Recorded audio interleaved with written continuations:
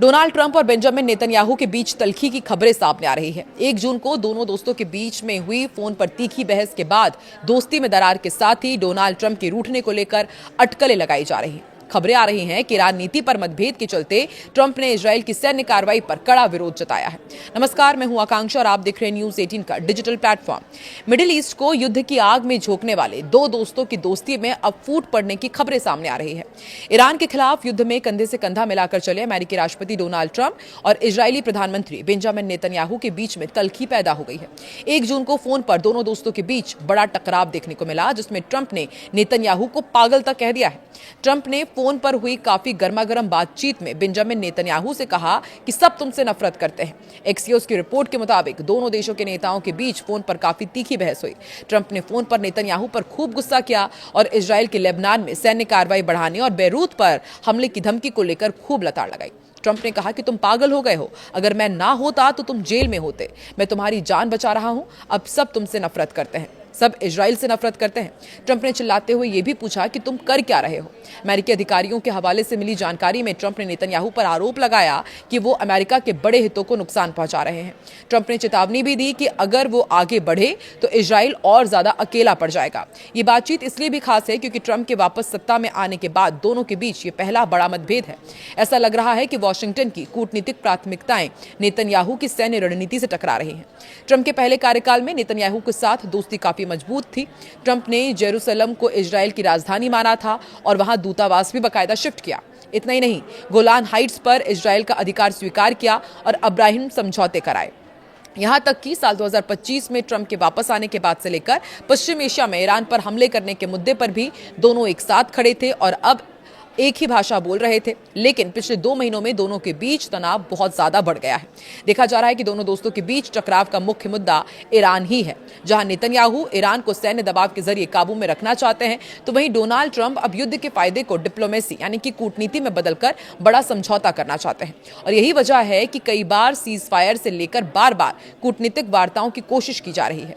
दोनों के बीच में फोन पर विवाद हुआ और यह हालिया विवाद ईरान नहीं बल्कि लेबनान पर केंद्रित था। ये भी सूत्रों का कहना है। सूत्रों के मुताबिक इजराइल हिजबुल्लाह के खिलाफ कार्रवाई बढ़ाना चाहता है और ट्रंप को डर है कि अगर इजराइल ने हमले बढ़ाए तो अमेरिका और ईरान के बीच चल रही बातचीत बिगड़ जाएगी। ईरान ने भी चेतावनी दी है कि लेबनान में यदि इसी तरह हमले जारी रहे तो बातचीत प्रभावित होगी। ऐसे में नेतन्याहू का कहना है कि हिजबुल्लाह अभी भी खतरा है और ईरान पर भरोसा नहीं किया जा सकता। उन्होंने ट्रंप की बात के बाद भी कहा कि इजराइल की नीति नहीं बदलेगी, जबकि अमेरिका पक्ष इसके उलट है।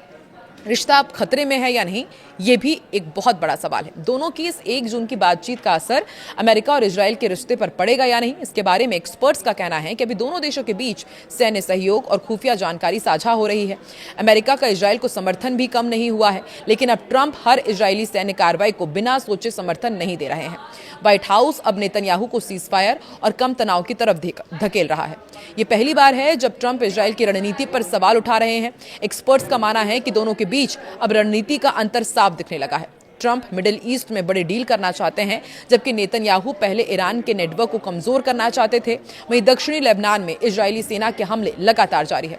जमीनी रिपोर्ट्स के अनुसार इजरायली बलों ने नबातिये क्षेत्र के आसपास तोपखाने से गोलाबारी की है और शुकीन तथा कफर तिनबित गांव को निशाना भी बनाया। इसके अलावा इजरायली ड्रोन ने नबातिये जिले के तल्लत तोल कस्बे पर 3 हवाई हमले किए हैं। इन हमलों से इलाके में तनाव और बढ़ गया है और अलग से इजरायली वायुसेना ने तिब्नीन के पास भी एक हवाई हमला किया। फिलहाल हमलों से हुए नुकसान और संभावित हताहतों की पूरी जानकारी सामने नहीं आई है। दक्षिण लेबनान में इजराइल और हिजबुल्लाह के बीच भी तनाव लगातार बढ़ा हुआ है। वहीं हिजबुल्लाह ने दावा किया है कि उसने सोमवार को इजरायली सेना के खिलाफ बड़े पैमाने पर हमले किए और इस संगठन ने कहा है कि उसने इजराइल की सैन्य चौकियों, सैनिक जमावड़ों, आयरन डोम, एयर डिफेंस सिस्टम और उत्तरी इजराइल की बस्तियों को निशाना बनाया है। हिजबुल्लाह का कहना है कि उसने पूरे दिन में कुल 41 सैन्य कार्रवाइयां की। संगठन के मुताबिक यह हमले इजराइल के युद्ध विराम समझौते के कथित उल्लंघन और दक्षिणी लेबनान में नागरिकों पर जारी हमले के जवाब में किए गए।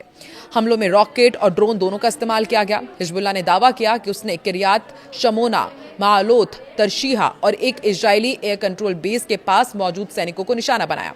इसके साथ ही एक विस्फोटक ड्रोन से आयरन डोम मिसाइल लॉन्चर पर भी हमला किया गया है।